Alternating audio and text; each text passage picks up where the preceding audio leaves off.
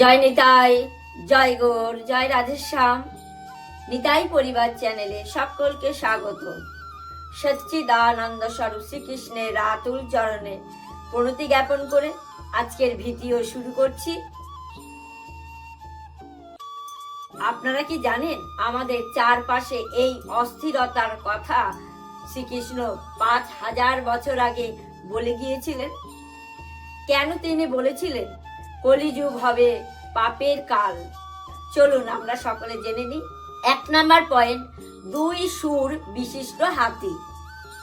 শ্রীকৃষ্ণ অর্জুনকে বললেন, হে পার্থ, কলিযুগের মানুষ হবে সেই 2 সুর বিশিষ্ট হাতির মতো। এর মানে হলো মানুষের ভেতরে থাকবে প্রচন্ড লোভ আর বাইরে থাকবে ধর্মের ভান। তারা নিজের স্বার্থের জন্য পরম বন্ধুকেও বলি দেবে। সমাজে দেখা যাবে মানুষ মুখে বড় বড় আদর্শের কথা বলছে, কিন্তু তলে তলে দুর্নীতির পাহাড় গড়ছে। এদের চেনা খুবই কঠিন হবে, কারণ তাদের 2 মুখ থাকবে। 2 নাম্বার পয়েন্ট, শকুনের ডানার বেগ, মানে ভণ্ড সাধু।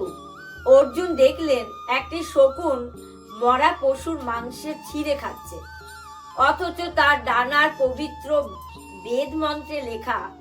শ্রীকৃষ্ণ ব্যাখ্যা দিলেন, কলিযুগে এমন অনেক ধর্মগুরু বা জ্ঞানী ব্যক্তি আসবে যারা শাস্ত্র মুখস্থ করবে, নীতি কথা শোনাবে, কিন্তু তাদের ব্যক্তিগত জীবন হবে পাপে ভরা।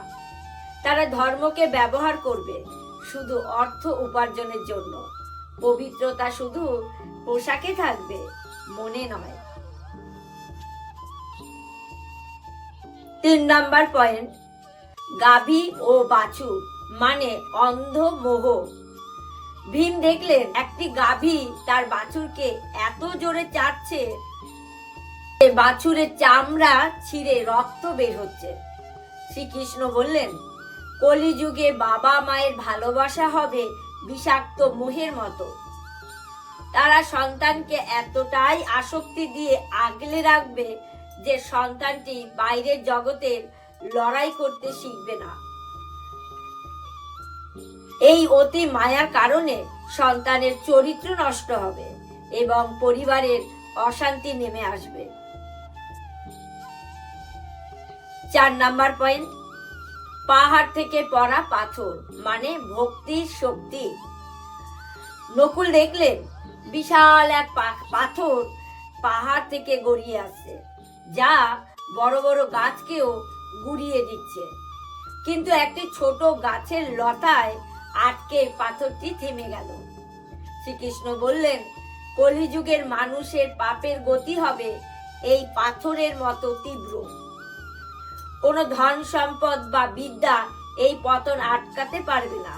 একমাত্র ভগবানের নামে একটি ছোট লতা বা ভক্তি পারবে এই বিশাল পাপ থেকে মানুষকে রক্ষা করতে।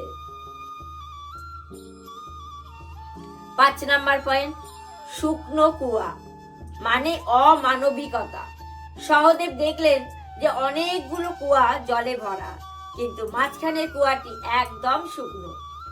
শ্রীকৃষ্ণ তখন বললেন, কলিযুগে ধনীরা উৎসবে কোটি কোটি টাকা ওড়াবে, কিন্তু তাদের ঠিক পাশের বাড়ির দরিদ্র মানুষটি না খেয়ে মরবে।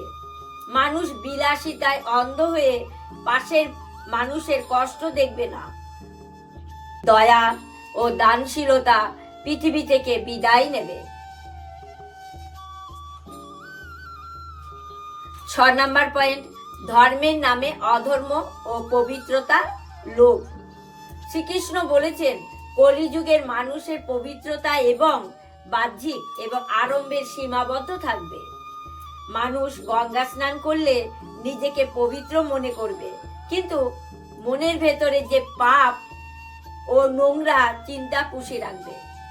জপমালা হাতে থাকবে, কিন্তু ধ্যান থাকবে পরচর্চায়। প্রকৃত ভক্তি হারিয়ে যাবে, কিন্তু মানুষ কেবল লোক দেখানোর জন্য পূজা পার্বণ করবে। তিলক বা গেরুয়া বসন হবে ব্যবসার হাতিয়ার। হৃদয়ের শুদ্ধি নয়। 7 নম্বর পয়েন্ট, অন্যের অভাব এবং প্রকৃতির রুদ্র রূপ। কলিযুগের মানুষ প্রকৃতির ওপর এতটাই অত্যাচার করবে যে প্রকৃতি তা প্রতিশোধ নিতে শুরু করবে। শ্রীকৃষ্ণ ভবিষ্যৎবাণী করে গিয়েছিলেন যে মেঘ থেকে সঠিক সময় বৃষ্টি হবে না, চাষাবাদ ব্যাহত হবে এবং জমিতে অন্যের আকাল দেখা দেবে। মানুষ ক্ষুধার জ্বালায় ছটফট করবে, তবুও একে অপরের সাহায্য করবে না। ফল মূল শস্যে পুষ্টিগুণ কমে যাবে এবং মানুষ অল্প বয়সে রোগাক্রান্ত হয়ে পড়বে। 8 নম্বর পয়েন্ট, পারিবারিক বন্ধন ও শ্রদ্ধাবোধের বিনাশ। কলিযুগে গুরু ও শিষ্যের পবিত্র সম্পর্ক এবং পিতা মাতার প্রতি সন্তানের শ্রদ্ধা বিলুপ্ত হবে। শ্রীকৃষ্ণ বলেছেন, সন্তানরা বড় হয়ে পিতা মাতাকে বোঝা মনে করবে এবং তাদের বৃদ্ধাশ্রমে বা অবহেলায় ফেলে রাখবে। স্বামী স্ত্রীর সম্পর্ক কেবল শারীরিক আকর্ষণের উপর টিকে থাকবে, কোনো আধ্যাত্মিক বা মানসিক টান থাকবে না। পরিবারগুলো ভেঙে ছোট হয়ে যাবে এবং ঘরের শান্তি থাকবে না। 9 নম্বর পয়েন্ট, অর্থ ও ক্ষমতার দাপট। কলিযুগে মানুষের যোগ্যতা বিচার করার কারণ হবে তার ধন সম্পদ দিয়ে, তার চরিত্র দিয়ে নয়। যার কাছে টাকা থাকবে সেই হবে সমাজের বিচারক আর দণ্ডমুণ্ডের কর্তা। আর সত্য কথা বলার লোক কমে যাবে, মিথ্যাবাদীরাই সমাজের সম্মানিত হবে। গরিব মানুষ ন্যায় বিচার পাবে না, কারণ আইন ও আদালত ও অর্থের বিনিময়ে বিক্রি হবে। লোভ মানুষকে পশুর পর্যায়ে নামিয়ে আনবে। 10 নম্বর পয়েন্ট, অল্প আয়ু ও কলিযুগের অন্তিম দশা। কলিযুগের শেষ দিকে মানুষ গড় আয়ু অনেক কমে যাবে। শ্রীকৃষ্ণ বলেছেন, মানুষ 20 থেকে 30 বছর বয়সে বৃদ্ধ হয়ে পড়বে এবং মৃত্যুবরণও করবে। মানুষের উচ্চতাও কমে যাবে যখন অধর্মের সীমা ছাড়িয়ে যাবে এবং মানুষ একে অপরকে হত্যা করতে দ্বিধাবোধ করবে না। তখন শ্রীকৃষ্ণ কল্কি অবতারে এসে এই পাপের বিনাশ করবে এবং পুনরায় সত্য যুগের সূচনা হবে। সকলে দুহাত তুলে বলুন, নিতাই গৌর প্রেমানন্দে হরি হরি বল। আপনার কি মনে হয় আমরা আসলে সেই কলিযুগের সময়ের মধ্যে দিয়ে যাচ্ছি? কমেন্টে আপনার মতামত জানাবেন। আমার এই ভিডিওটি যদি ভালো লেগে থাকে, লাইক শেয়ার কমেন্ট অবশ্যই করবেন। আর এতগুলো পয়েন্টের মধ্যে সব থেকে কোন পয়েন্টটি আপনাদের মনের ভেতরে জেগে উঠেছে একটু কমেন্টে লিখে দেবেন।